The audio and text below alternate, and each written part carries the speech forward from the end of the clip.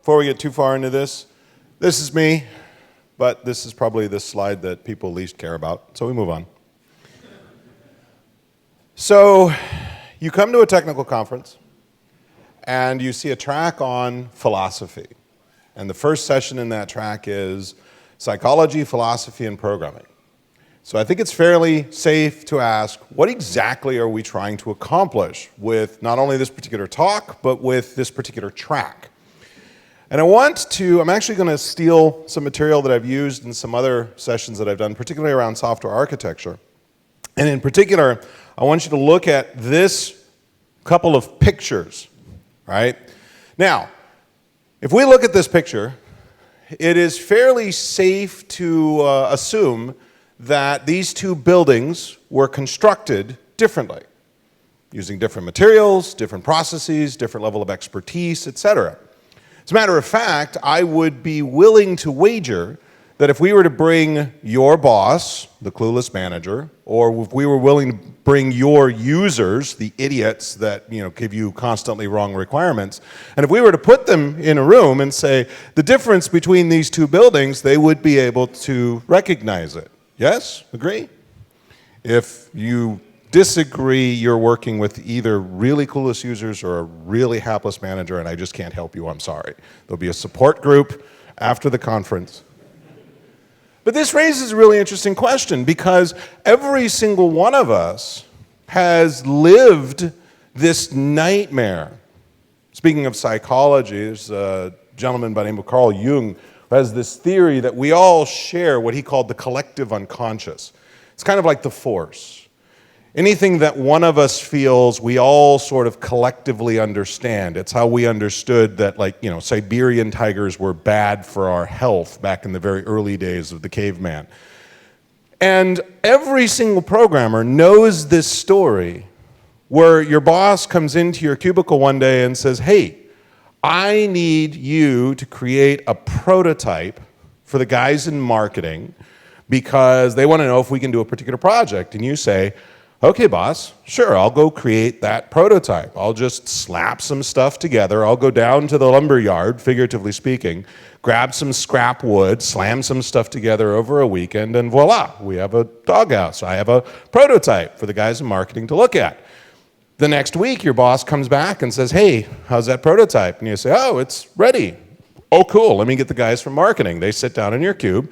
You show it to them, right? You've got some mocked up data.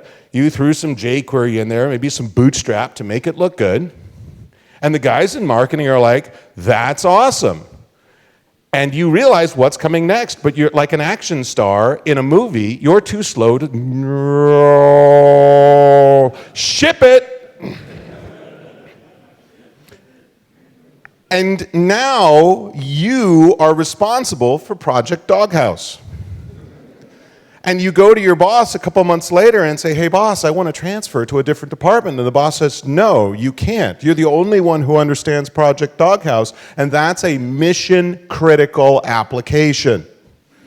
And you say, fine, I quit. I'm going to go work at the company across town. And that's all well and good until a couple months later you're at a Christmas party and your buddy who's got other friends from other companies introduces you to somebody, and somebody says, wait, I know that name. Didn't you work on Project Doghouse? I've got some questions for you. What on earth were you thinking? And you're like, So you leave the country, which is not hard in Amsterdam. You drive for 2 miles in any direction and you're outside of the country. But you leave the country. You go to Seattle, right? Not that this is a personal story or anything. You go to Seattle. And this is all well and good for a couple of years, and then all of a sudden somebody emails you and says, wait, did you work on Project Doghouse back in the day? It's a prototype, but you've felt this story, right? Even if you've never lived this story, you know somebody who knows somebody who knows somebody who watched this happen, right? So when the boss comes up to you and says, hey, I need you to put together a prototype for the guys in marketing, you're like, no, you're not going to get me. I know how this works. I know what's coming next. So when the boss comes back a week later and says, hey, how's that prototype coming? You say, oh, boss, we are making serious progress. We are almost finished with iteration 0.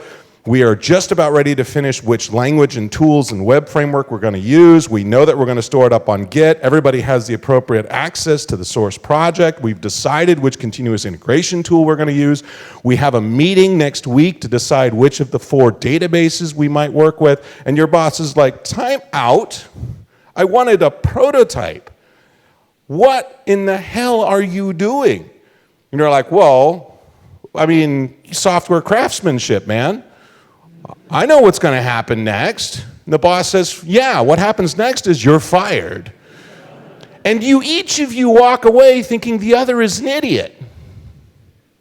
And this begs the question, because if you were to ask your boss, hey boss, can I put together one of these the same way I put together one of those? Your boss would say, absolutely not. That's ridiculous. That's stupid. But when he asks you for a prototype and then puts it into production because it looks good, how exactly does this disconnect happen? This is, I mean, let's be really clear. Most bosses are not idiots. This may come as a surprise to many of you. They're not idiots. Most people are actually fairly rational human beings. The problem lies in the fact that programming is an extremely ephemeral activity. Look, I want somebody in this room, anybody in this room, to point to the software. Where is the software? This thing that we've been talking about for 2-3 days, depending upon whether you're in the workshops, that you've been working with for some or all of your career, where is it? Point to it. Oh, you're pointing to this metallic thing that you're holding in your hand. That's the software or that's the hardware? This is the problem. If we were to actually crack that thing open, if we were to actually look inside really, really deeply with a microscope, right, we would see the threads. We would see the objects, right? They're really tiny because we get a lot of them per whatever in there, right? And we would see the sort of the garbage collector coming around with a broom and a dustbin to clean up the objects every so often, right? We would see the processes with their walls in between one another, right? We would see all of these things that we talk about as if they were real. What would we really see? Electrical pulses doing this really, really fast. That's what we do, guys. We just basically make the thing go like this. Really, really, really, really fast. Unless you use Groovy, and then it's a little bit slower. Does it make sense then that nobody else understands what we do? Because we work in a world of make-believe. We pretend like it's real. We put lovely pictures up on the stage and we point to them. We create pictures of what is supposed to be software. We pretend like somehow this has some reflection to reality. We all of us nod sagely when somebody shows us a UML diagram and go, oh, I understand now. Even when somebody shows us source code, is that the program? No, that is the human representation of the instructions to the machine to actually run the program. We can't ever see the program. When you try to debug a program, what are you doing? Are you actually looking at the program and asking it how it feels? It's kind of like going to the doctor, right? You go to the doctor because you feel ill, and the doctor says, how do you feel? And you say, well, I feel ill. And the doctor says, well, what happens when I do this? Does it hurt more or less? And you say more, or you say less, or you say not at all. What do? When a program is ill, we ask another program. We fire up the debugger and say, program debugger, can you please tell me how program hello world is feeling? This is like going to the doctor with your spouse. And the doctor doesn't talk to you. The doctor only talks to your spouse. Those of you who are married, you know what I mean. Right? Doctor says, how is he feeling? Your wife says, he's feeling bad. Doctor says, well, what hurts? And she says, his arm. Doctor, look, I don't know, whatever she said, man, seriously, I don't know. Does that make any sense whatsoever? It's an extremely ephemeral activity. We don't deal with the real world, guys. We deal with this incredibly abstracted world. When we talk about programs, when we talk about threads, when we talk about objects and the heap and so forth, these are all abstractions on top of abstractions on top of abstractions on top of abstractions. There is no other industry in the world that is as heavily abstracted as ours is. And given that we deal with these abstractions on a daily basis, it would seem reasonable that it would be in our best interests to examine these mechanisms, both the idea of an abstraction, what is it, how does it work, as well as the very mechanism by which the most important thing that we use during programming, that is to say the gray matter between your ears, it would help to know how these things work. Now, this means that I draw from the liberal arts of philosophy and psychology. Psychology is kind of on the border between liberal art and science. People sometimes go either direction depending upon where you go inside psychology. First caveat, I am neither a professional psychologist nor am I a professional philosopher. I am, however, a programmer, which kind of makes me both. And, newsflash, kind of makes you both as well. So, if you're going to pretend to be one of these people, it would probably help to know what these subjects are about. We begin with philosophy, that is to say, dead Greeks and togas. What exactly is philosophy? The word actually means love of wisdom or love of knowledge, depending on how you want to translate the ancient Greek. And in many respects, it is the fundamental root of all thinking, because it seeks to answer many of the questions that we can ask ourselves. As a matter of fact, anybody who's ever participated in one of those thoughtful debates over dinner with friends or family, for example, if you could have fame or fortune, which would you choose? You're engaging in philosophical debate.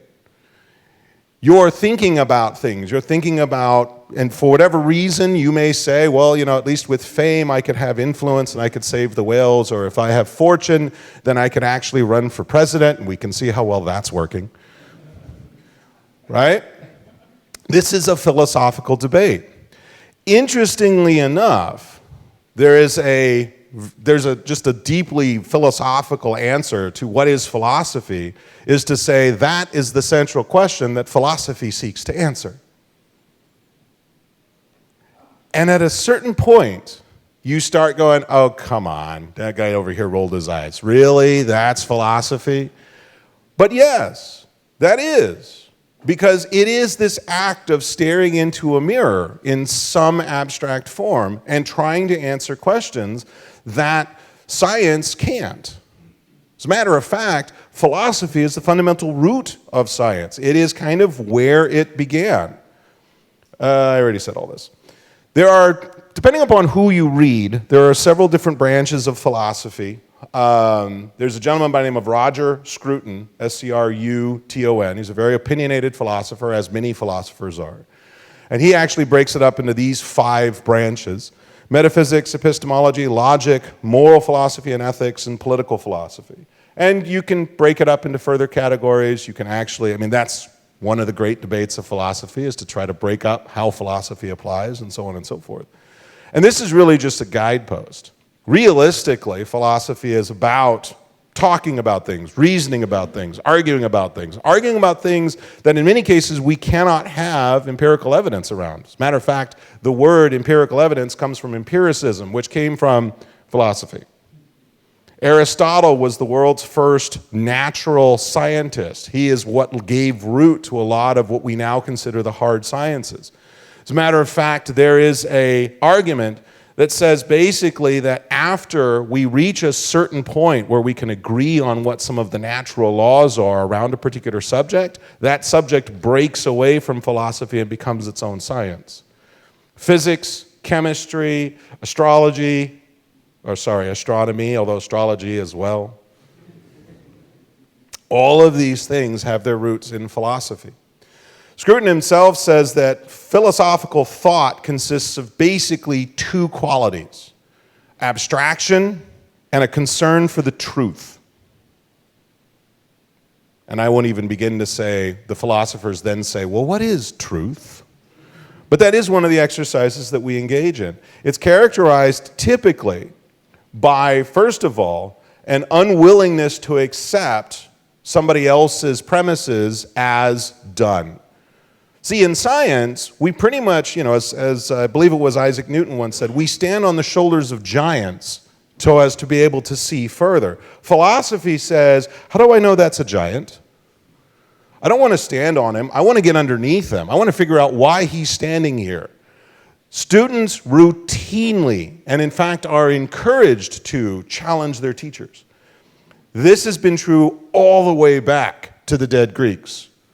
Socrates is in many cases considered the world's foremost philosopher, and his student was Plato. And Plato routinely challenged and questioned Socrates. Plato, in turn, tutored Aristotle, who in turn challenged a whole bunch of Plato's ideas. And then Aristotle went on to mentor an emperor, that is to say, Alexander the Great. That's actually not a bad pedigree, if you can think about it. We routinely challenge what others have said before us. This is one of the things that goes back throughout all the history of philosophy, is this desire to argue, to challenge, to force you to question, to force you to think about what you're doing. Now, as I said, most science begins as philosophy because that's how it began. Aristotle said, hey, look, if I take paper and I apply fire, it turns into something else. That's interesting. And then other people said, well, why does that happen? Well, okay, if we apply energy as a part of this chemical reaction, it transforms the matter. And then somebody else said, well, why does that happen? And we start looking for evidence and we start looking for rationale, and suddenly chemistry is born. And you look into the sky and you say, look, there are all these little dots running around everywhere, and some of these dots are bigger than others, and then there's this big dot that seems to kind of go around us on a regular basis. And it seems reasonable to begin with the idea that, yeah, we are the center of the universe. And then somebody says, but if you look at all the dots and the way they move, that doesn't really look right. I can't really predict the patterns. And if this is in fact a natural phenomenon, then I should be able to predict the patterns. Maybe the model is wrong. I'm challenging my teacher. And so Copernicus said, no, we aren't the center of the universe. The sun is the center of the universe, and we revolve around it. And then he was killed for it. And then other people said, well, no, the sun actually isn't the center of the universe. We are actually part of this much larger universe. And now astronomy continues to try to seek to answer those questions that began with philosophy. One of the interesting philosophers that predates Socrates is Heraclitus. He was an Ionian philosopher. Like I said, he predates Socrates by about 100 or so years. But he had this interesting theory that, because he was trying to figure out, as many philosophers started, what is the world made of? What makes up the world? What is the substance of the world? And he believed in this theory of what he called the unity of opposites. In other words, that the world, it's actually very reminiscent of Eastern philosophy, yin and yang. There are these competing forces that are constantly challenging with one another, and that's what creates the change in the world. That's what basically leads to things being different. And one of his interesting examples was the idea of a river. Now, this is an interesting question. A river consists obviously of water, but it's not the same water from one moment to the next, because the water flows. So if we were to sort of freeze it in time and we were to give identities to each of the various water molecules, that's what makes up this river in this moment. But if you wait a day, all of that water has washed out to sea and new water has come, but yet it's the same river. He says this is basically kind of the unity of opposites. All these things are in flux. He thought the world was basically made up of fire in the classic elemental type terms, because everything is under change. And the really interesting thing about his philosophy is when he says that unchanging reality consists not of objects, but of processes. Now, bear with me for a second. This is going to seem like a stretch, but how many of you have been classically trained as object-oriented developers? How many of you have been struggling to understand functional programming, which is a series of transformations, aka processes? We are debating, in many cases, the same kinds of things that Heraclitus was wrestling with. Does our reality consist of objects, or is it in fact a series of processes? This is very much, it's obviously not the same, because we're arguing about two different realities here. One is the reality in which we live, and the other is the reality in which our code lives. But one says that these are objects, maybe mutable, maybe not. But the other says these are all processes, things that are constantly producing little bits of data that we may or may not be interested in. Another philosopher, Xenophanes, another Ionian, both of these guys, like I said, predated Socrates. And one of the things that he questioned was the idea of belief. If I believe that I am in Amsterdam, I have what he called not a fact, but a true belief. When we know something, that is in fact just a belief. How do I know that I'm in Amsterdam? Well, I mean, I can look around, I can see the signs, they're in Dutch. I happen to land at Amsterdam Airport. I haven't gone to another airport, etc. The case for me being in Amsterdam is pretty good. But how do we know? And this is where we start, later philosophers would start to get into, again, the empiricist school of thought, which said, hey, it's all basically about what we can see from the evidence around us, versus the rationalist thought, who said, well, your senses can be deceived. Have you ever had one of those dreams where it all seems so real? And how many of you have seen the movie The Matrix? I mean, these are all basically exercises in, hey, how do we really know that we're all not just wired up to a giant computer that's stimulating the right senses to make it look like I'm in Amsterdam? This is what Descartes was reasoning against. For him, it wasn't a computer, it was a demon that was successfully deceiving all of your senses. How do I know I actually exist? And this is where he came up with cogito ergo sum. I think, therefore I am. Because I can have this thought, that proves that I exist, et cetera, et cetera, et cetera. But it's engaged in this idea of how do we know that what we know is true? Now you say, well, that's all very interesting, and it's particularly appropriate here in Amsterdam because you can go get really, really baked and then think about this stuff. But let me ask you a question. When you're working with a bug, how do you know it's a bug? How do you know that the data is incorrect? How do you know that the program that you wrote is responsible for this bug? When you are debugging an application, you are engaged in epistemological research. You are trying to figure out how you know what you know. And I have watched so many developers say, well, I know the problem is in this particular method, and struggle with it for 3 days, only to discover that, no, in fact, the data is wrong because it was stored to the database wrong.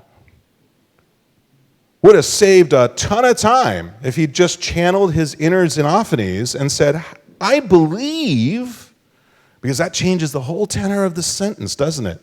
I don't know, I believe. I have a true belief that, ... I believe that your code is wrong. I believe that my code is wrong. I believe that the database administrator screwed it up when he created the schema this particular way. I believe, because that opens up the possibility of doubt and now requires proof.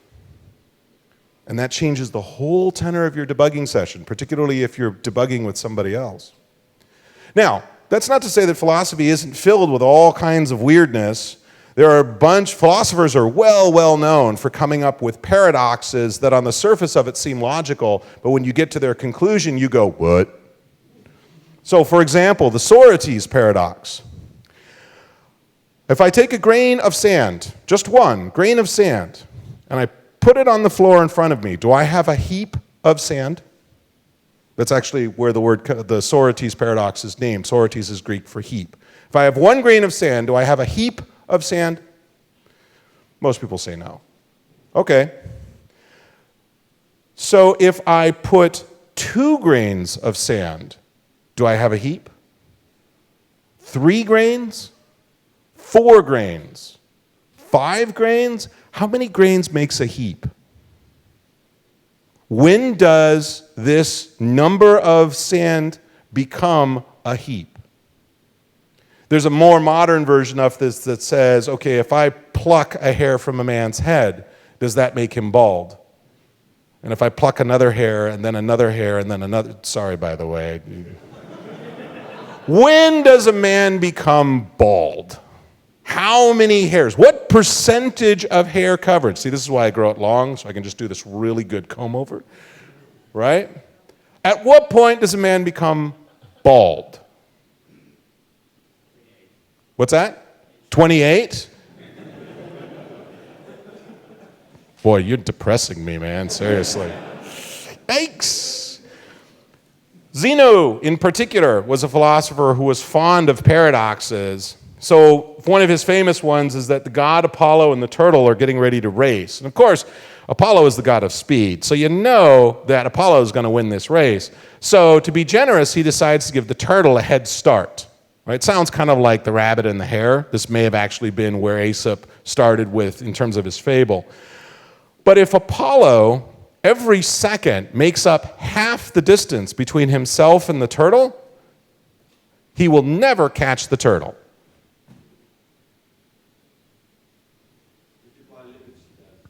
If you apply limits, he does. They didn't have those back in the Greek day. I mean, seriously, on the surface of it, this seems logical. Find the error in any of the logical conclusions along the way, and then you arrive at a completely unsensible result, right?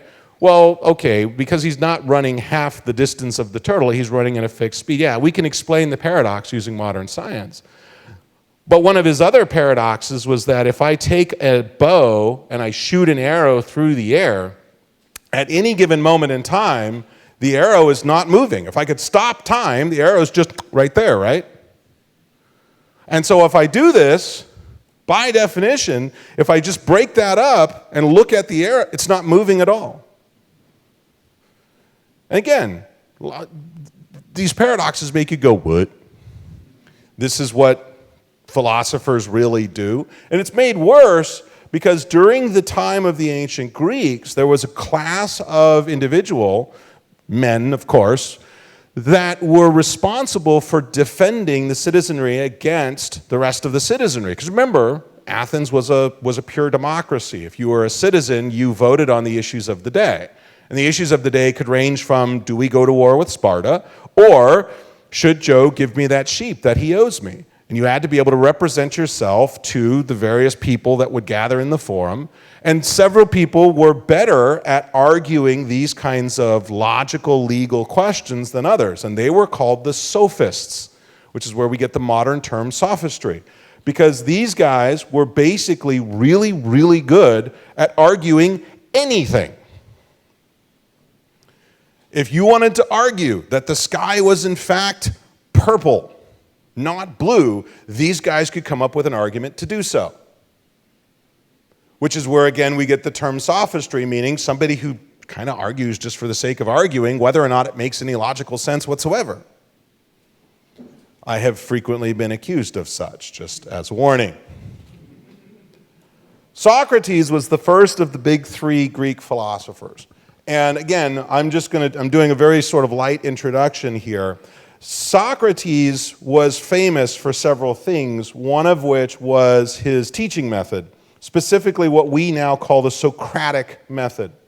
It began from his idea that I only know that I know nothing, which as a starting point is a really, really good place to start. Right? You see many, many Zen instructions and so forth that say, look, Zen mind, empty mind, I don't know anything, therefore I am open to everything, teach me. I am open to learning. That to me is probably one of the most fundamental things that Socrates has done, is he's given us that model to follow. But then what he would do is he would engage in debate. And as a matter of fact, Socrates never wrote anything down. What we know of Socrates comes from his student Plato, who wrote most of what Socrates was talking about, Which of course begs the question then, how do we know that was really Socrates as opposed to Plato's interpretation of Socrates? But in fact, if you look at some of Plato's later writings, he tends to argue with Socrates. If he really just wanted to put his words into Socrates' mouth, he would have done it with some of the earlier stuff. So we can assume that this is actually a relatively faithful representation of what Socrates would say. And so Socrates would stand up and say, oh, okay, well, what is justice? As a matter of fact, one of the writings that is really interesting to read is Crito. And this is written basically the day, the week before Socrates is about to be executed for subverting Athenian youth, because he was telling them to basically question authority. He was the ancient Greek hippie of his day. And Crito was one of his students who basically said, hey, Socrates, I've bribed the guards, we can escape. We can save your life. You can continue to fight the good fight. And Socrates says, no, why would I want to do that? And it's this very long treatise around questioning, why would I want? What is my responsibility to the state, to my followers, to my teachings, to myself? Socrates is the one who said, the unexamined life is not worth living. He was very big on the notion. As a matter of fact, all three of the Greeks were very big on this notion of Eudaimonia, the good life. What does it mean to live a good life? And so he would engage in discussions with people. Many at the time sort of wrote Socrates off as just one of the Sophists, because he would be just sort of standing in the public areas and he would just pick random, today he would be a homeless guy that gets carted away by the police, because he would just stand there on the street corner and say, what is the good life? What is value to you? What does value represent? What is good? What makes your life worth living, etc.? And, 250, 2,500 years later, he's one of the great philosophers, which they basically also suggest maybe you should pay a little bit more attention to the homeless guy out on the street. Maybe he's saying something interesting. Plato, it is not too much to say that Plato is probably considered the bedrock on which most Western thought rests. There have been several people who have said that Plato is, all of Western civilization is but a footnote on Plato. Plato, in particular, was interested in political philosophy. Plato is the one who often talked about the philosopher king is the best form of government. As a matter of fact, he distrusted anybody who wanted to govern, and the only reason that the philosopher king was worthy of governing is because the philosopher king didn't want to govern because he understood all the responsibilities that would come with this, which puts, again, modern democracy in a very, very interesting light, because all those people want to rule, and therefore, by his definition, are not worth ruling. In some ways, he was sort of the inventor of modern philosophy. He was so self-conscious about what he was doing, about how he was thinking, about examining this process, that he's the one who started talking about what are some of the impact, how exactly should we approach this particular subject, etc. He was the first one that started really thinking about what is philosophy. Well, it's the answer of that particular question, etc. Aristotle was, as I said earlier, one of the first scientists of history, became the tutor to Alexander. And as I said, all three of them were really focused on this notion of eudaimonia. And they all came up with different answers for what it meant to live the good life. Most of them were centered around this notion of virtue.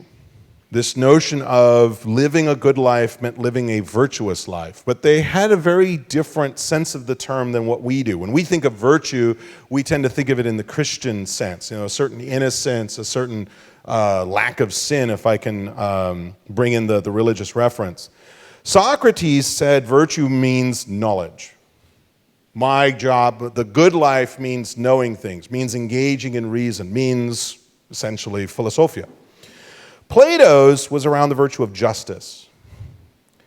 Virtues are states of the soul, and the just person is someone whose soul is ordered and harmonious, with all its parts functioning properly to the person's benefit. Plato is not a big fan of chaos. He's not a big fan of things that do not sort of move. He's very reminiscent of Confucius over in the eastern part of the world, which actually predates him by several, I think by several centuries. The unjust man's soul without the virtues is chaotic and at war with itself, so that even if he were able to satisfy most of his desires, his lack of inner harmony and unity thwart any chance he has of achieving eudaimonia. How many of you have studied mindfulness? This is becoming a very popular movement, meditation and so forth, that says you want to essentially become at peace. You want to become one with the world by examining your feelings, examining the chaotic things that go on within you, etc. This almost sounds like he's arguing for mindfulness as a practice. Another question. How many of you, just out of curiosity, how many of you are wondering what you're doing in your career? How many of you feel really happy with where you are in your career? How many of you wonder if it could be better? You are engaging in this exact same question. What does it mean to live the good life? What does it mean to live the good career? How many of you in this room are managing others? How many of you want to keep managing others? This is the same kind of question. How do we keep people happy working here? How do I avoid losing my entire team? This is very much that same kind of question, right? The Stoics, which were a school of philosophy that later the Romans deeply embraced, Marcus Aurelius is one of the most famous Stoics, said, look, there are a lot of things that are outside of my control.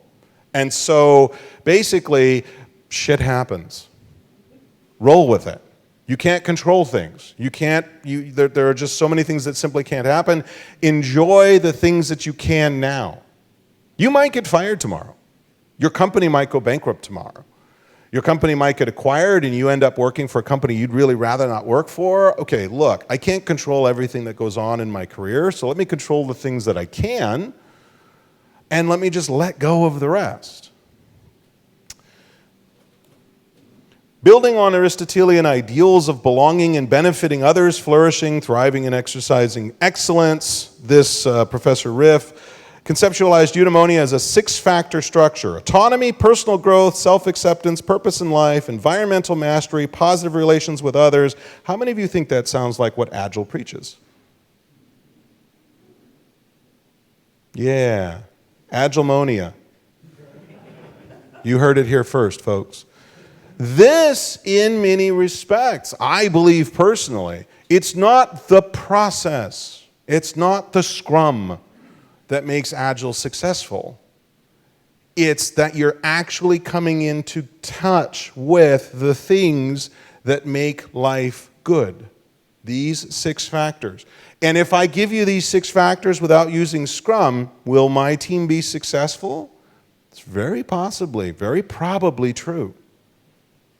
So does that mean waterfall is the bane of all evil and Agile is what will save us? No. It just means that Agile may make it easier to get to some of these things. That's philosophy. Now, the other side of this that I want to get to is psychology, the study of the brain.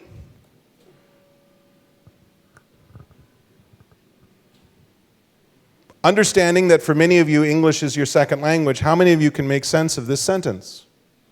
Most of you. Yeah, and just in case you weren't sure.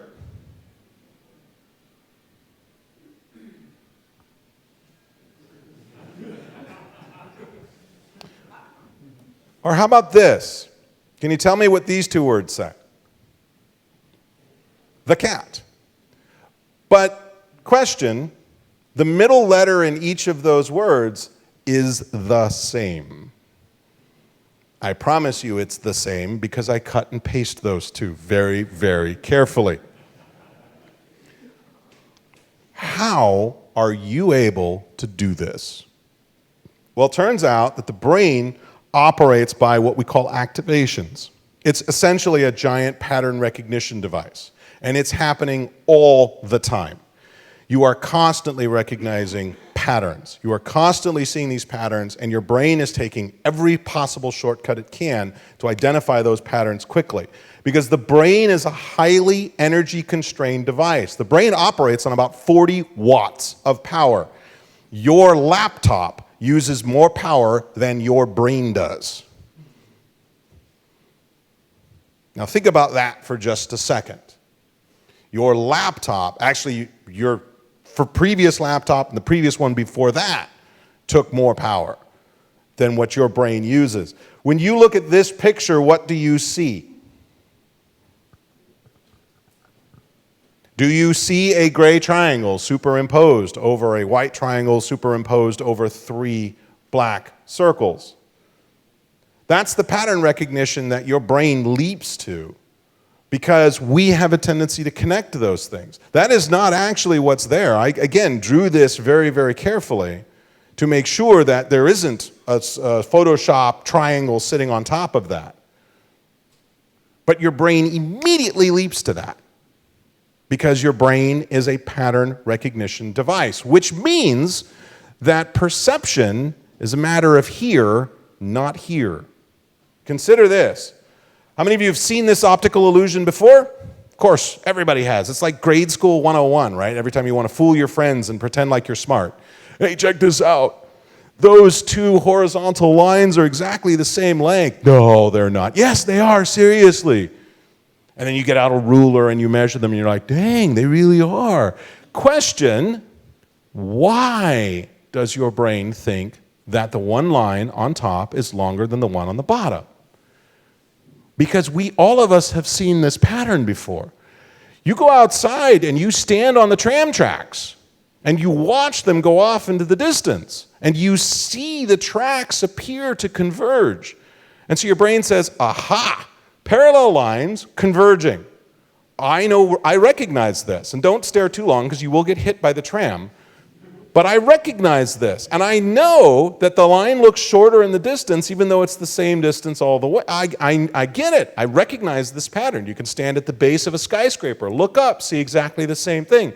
But when you present the brain with a different picture, your brain goes, what? And your brain says, okay, I have to devote a couple more watts to process this. There's no pattern to recognize here. So your brain says, oh yeah, those 2 horizontal lines, they're exactly the same length because I don't know what this is, but I can perceive this picture and I'm interpreting it, and I'm interpreting it exactly for what I see as opposed to the pattern that I think I see. The most likely way that you will perceive something is in a manner consistent with your past experience. If you've seen the same thing over and over again, then when you see something that looks vaguely like it, boom, I got this. Comes straight out of cache memory. I know what this is, even if you're wrong. Which then says, when you look at this, what do you see? You see my project. Do you know what this is, guys? This is the universal architecture. Because whether you were programming today, 10 years ago, or 50 years ago, they all look like this. Box, arrow, cylinder. You want to be an architect, practice this drawing, you are now an architect. And there are people in the audience going, dude, how does he know? We have a security leak. Call the boss. Because that used to be terminal talking to mainframe talking to flat file. And then it was GUI program talking to server, talking to database. And then it was browser. Guys, how many different times are we going to reinvent this particular picture? It's the universal architecture. So as soon as you stand up in the middle of a meeting and say, I know exactly how we should do this project, box, arrow, cylinder, everyone goes, cool. Yes, that's exactly what I was thinking. My God, you're brilliant. Seriously, you can make a career consulting this way. I'm not that I do that, of course. The brain does some really, really funny things. There's actually a very popular psychological experiment called the candle experiment, which says I give you a box of nails, a candle, and a book of matches. And your job is to attach the candle to the wall.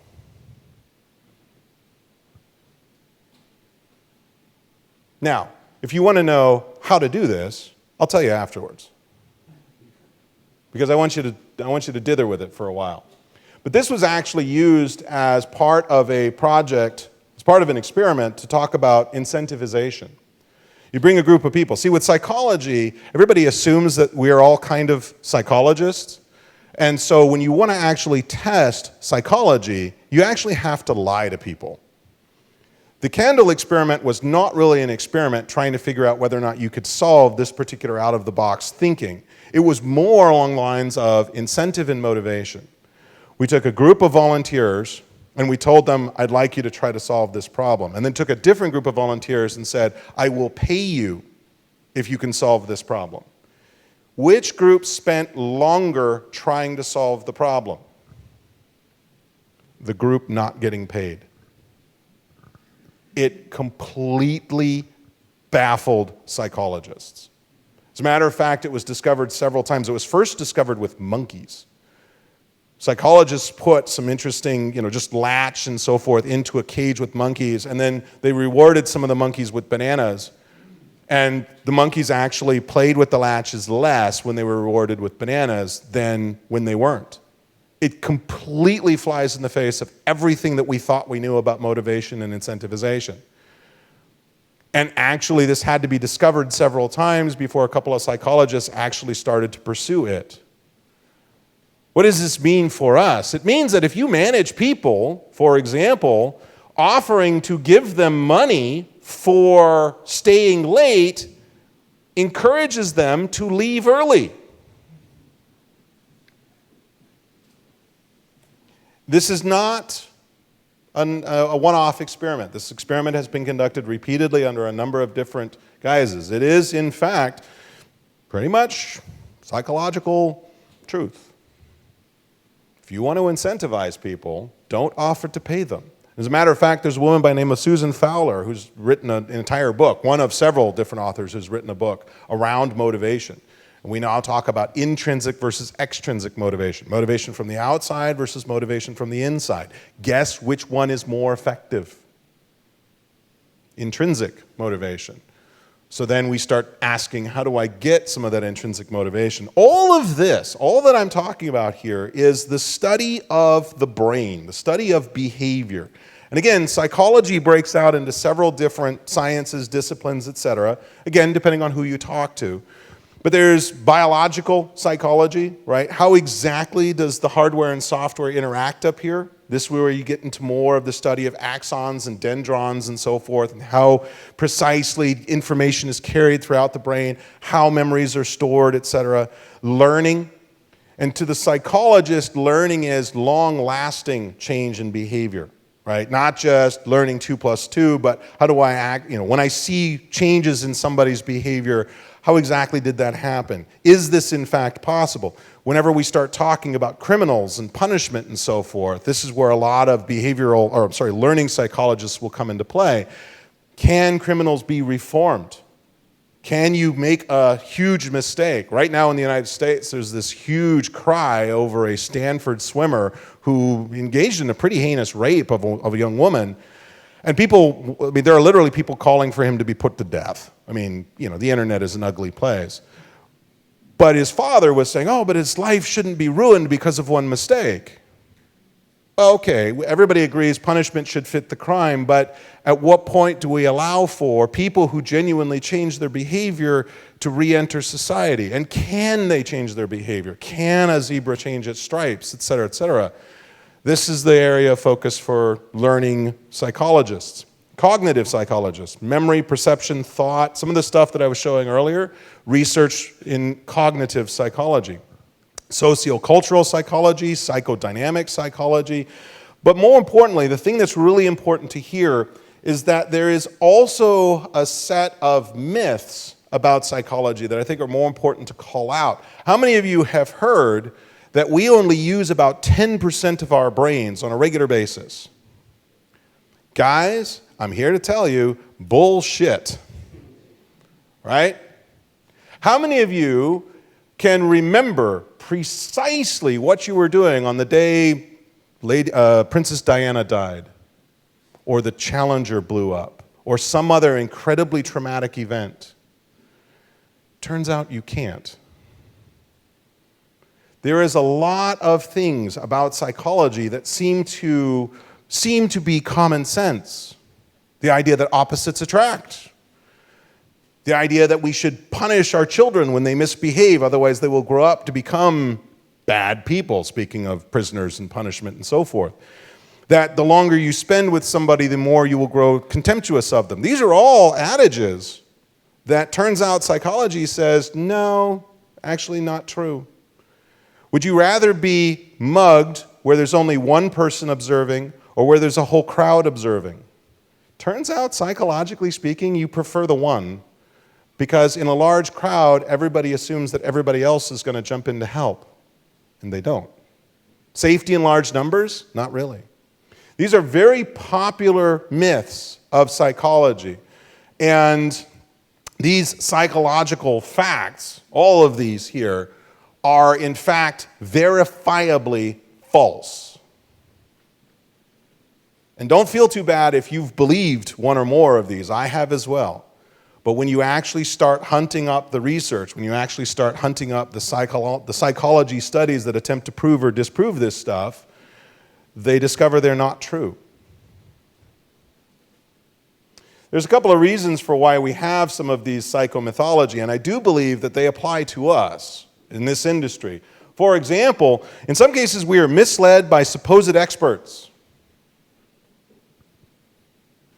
10, 15 years ago, if you had come to this conference, which at the time was called GOTO, and you had sat in a room and I was speaking, I'd have told you that web services were a wonderful thing. SOAP was going to enable interoperability across all these different platforms. I'm sorry. I didn't mean it. I wanted to be helpful. I was trying to be helpful. I thought that, yeah, occasionally the experts get it wrong. Actually, a lot of times the experts get it wrong, all right?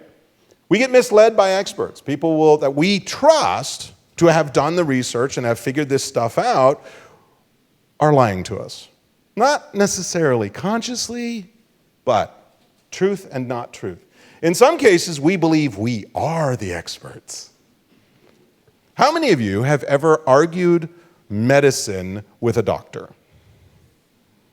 No, doc, you're wrong. That's not what's going on with me. It's my body. I know. No, you don't. This is called hubris. I was in New Orleans back in 2010, which if the date doesn't tell you much, do you guys remember the Deepwater Horizon, the Gulf oil spill, right? The oil platform blew up and huge amounts of oil spilled into the Gulf there, the Gulf of Mexico. I and several other speakers, all very, very bright people, are standing under a display sponsored by British Petroleum, yeah, the irony, in the New Orleans Aquarium, okay? So, irony of ironies.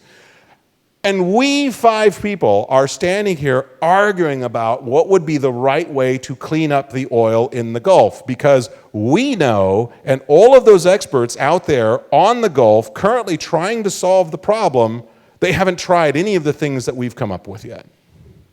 Because we are software developers.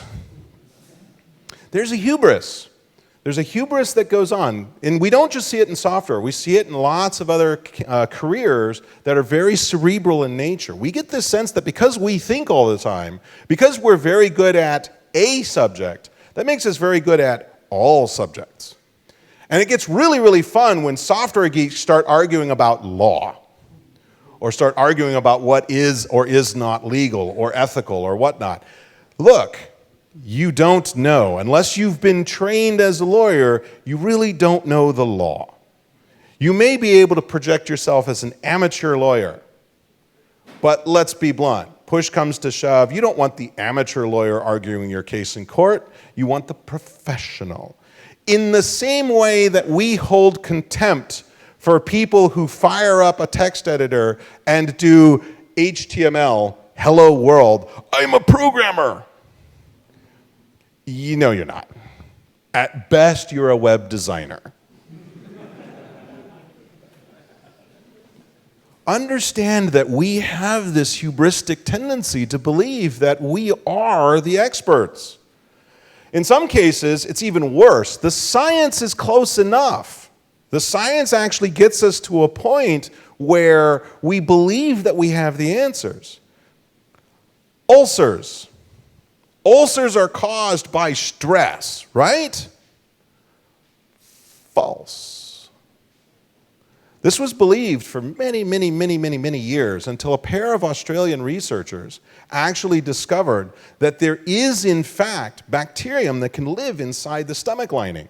At which point, they got totally shouted down by all the other medical experts saying, look, the acid in the human stomach is so strong, there's no way that anything could possibly live inside there. But there is. It's called Helicobacter pylori. This is why I'm not a biologist. It is an actual bacterium that can live inside the stomach, and it can irritate the stomach walls and create an ulcer, and it can be killed with a common antibiotic. But for how many years, doctors basically said, nothing we can do, change your diet, try to live a stress-free life. The end. The science was close, but it turned out it wasn't close enough. It wasn't good enough. And in some cases, the really hard part is where psychology seems to contradict our common sense. Opposites attract. Oh, of course, I knew this guy and this girl, and they couldn't have been more different, and they're happily married. And then I see this other guy and this girl, and they're just like each other, and they can't stand each other. Ergo, opposites attract, of course. Voltaire has a quote at the beginning of this section. The problem with common sense is it's not very common. Everybody knows. Anytime somebody says everybody knows, that's when your bullshit radar should go off in flying colors. Because not everybody knows. They really don't. There's a talk show host in the States, Dennis Prager. There are two kinds of studies in the world, those that confirm our common sense and those that are wrong. This is a guy who has millions of followers who believe him because he sounds like an expert. Interesting, I don't have this in the slides, but interesting, another psychological study. How many of you would voluntarily electrocute another human being? Depends which one. Oh, that's dark. That's dark. Ow. Wow. Okay. Therapist to aisle 4, please. Turns out, most of you would. There was an experiment conducted in the 60s where volunteers were brought in and sat in front of a very complicated computer console and told that they were participating in a psychology experiment, and that there was another volunteer on the other side of the console where they could not be seen, and that in fact, any time that this individual got part of the experiment wrong, the volunteer, you, was supposed to administer a short electric shock. And so essentially this guy in a lab coat and glasses holding a clipboard would instruct when and for how long and for how much you were supposed to deliver an electrical shock. And so at first, you basically turn the dial and you'd hear on the other side, ow, oh, ow, wow. But then the authority figure would order you to deliver harder shocks for longer. To the point where, and this is obviously part of the experiment on the other side, somebody is literally screaming in pain, begging, crying, until after you've maxing the dial and leaving it there for a couple of seconds, you hear nothing at all. Vast majority of participants, if this were a real experiment, would have delivered lethal amounts of electricity, all because a perceived authority figure, somebody in a lab coat with glasses and a clipboard, told them to. You think you're better than that? You're not. Science is uncommon sense. Science is about questioning these things and looking for these things. And common sense, interestingly enough, changes over time. There was a time, many years ago, where it was believed that I could understand your personality by examining the bumps and the ridges on your head. It was called phrenology. And when you talk about going to a psychologist and getting your head examined, that's where that phrase comes from. The idea that an expert would feel the ridges on your head and say, oh yes, you're actually a very controlling asshole, aren't you? That's phrenology. And it was common sense. It was common sense that x-rays at a festival couldn't possibly hurt you. It's cool. Science is not common sense. Doesn't mean that common sense is wrong. It just means we have to treat everything with skepticism. And what's wrong with this? Well, okay, I'm going to fast forward through this section by just saying one word, Trump. There's lots of damage that psychological myths can deal to us, including the fact that we may find our critical thinking impeded in other areas. Everybody knows that hibernate is great. Everybody knows you should always use spraying. Why does everybody know that? What makes that a fundamental truth of the universe? I personally have been ranting for the better part of a decade against best practices, because there are no such things. So how do you bust it? Well, there's 10 actually sources of error, which I'll leave you to look at later. And then the rest of these slides here are basically talking about some of the science of psychology, which I do strongly encourage you to get into, to take a look at. For example, how we perceive things. How do we see depth? Why do we actually have that reaction of the parallel lines coming together with one another? Perceptual consistency, perceptual set, etc. I'm going to fast forward to my last one here. Oops. Oh, nope, too fast. All right, fine, screw it. At the end of the day, guys, psychology and philosophy are huge subjects. I can't possibly do them justice in 50 minutes, much less both in 50 minutes. But if you walk out of here today and say, wow, and think to yourself, I never thought about that, and I think I should start thinking more about that. About the nature of models, the nature of properties. Does an object in the world, if its property is something, is that intrinsic to that object, or is property philosophical thought? Or how do I interact with individuals? How do I understand motivation? If this drives you to pick up an introduction to psychology or an introduction to philosophy book, then yeah, this was worth it. Peace.